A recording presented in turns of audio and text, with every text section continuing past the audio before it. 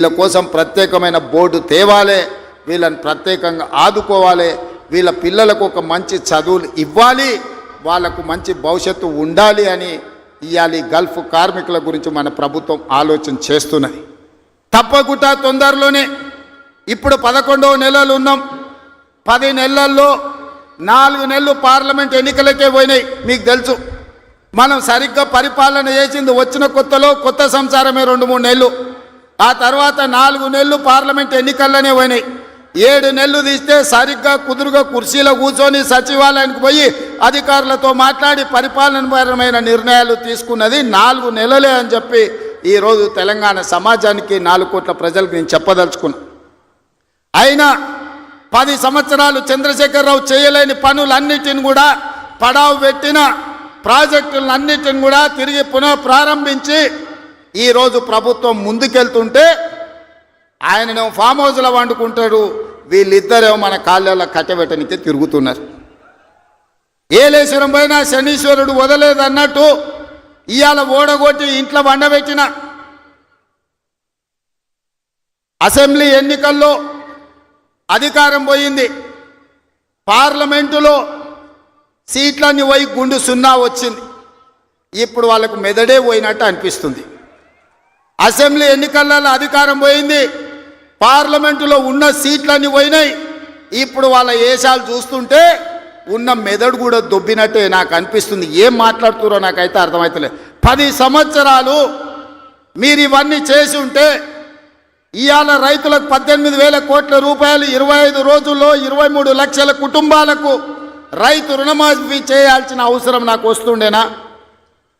10 ఏళ్లలో నువ్వు 1,00,000 రూపాయలని 4 విడతలని మిత్తి కడతా అని అసలు మిత్తి కలిసి తడిసి మోపెడై రైతులు దేశంలోనే ఆత్మహత్యలలో 2వ స్థానం తెలంగాణ రాష్ట్రం వచ్చిన సంగతి చంద్రశేఖరరావు గారు మర్చిపోయినట్టున్నాడు.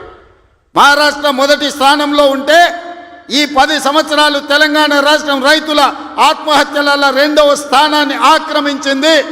నువ్వు రైతు రుణమాఫీ చేస్తా అని మొదటి 5 సంవత్సరాలు 1,00,000 రూపాయలు చేస్తా అని 4 విడతలని 5 ఏళ్ళని నువ్వు ఆ 1,00,000 చేసే లోపల ఇంకొక 1,00,000 మిత్తి అయింది. అసలు మిత్తి తడిసి మోపెడైంది. రెండవసారి మళ్ళీ 1,00,000 రూపాయలు ఇస్తాని 5 ఏళ్ళైనా 1,00,000 రూపాయలు పూర్తి చేయలే. ఆ 5 ఏళ్ళలో ఆయన ఇచ్చింది 11,000 కోట్ల రూపాయలు. ఇవాళ చంద్రశేఖరరావు గారిని అసెంబ్లీకి రమ్మనుండ్రి, లెక్కలన్నీ తీసి నేను చదివి వినిపిస్తా.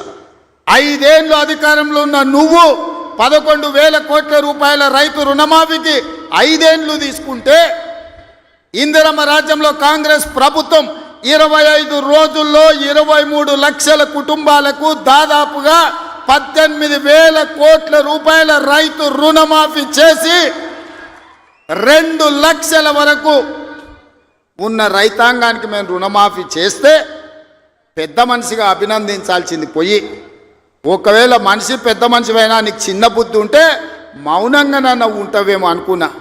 కానీ అన్ని చిల్లర మాటలే మాట్లాడుతురు. ఒక్కటన్నా అక్కడికి వచ్చేది మాట్లాడుతురా?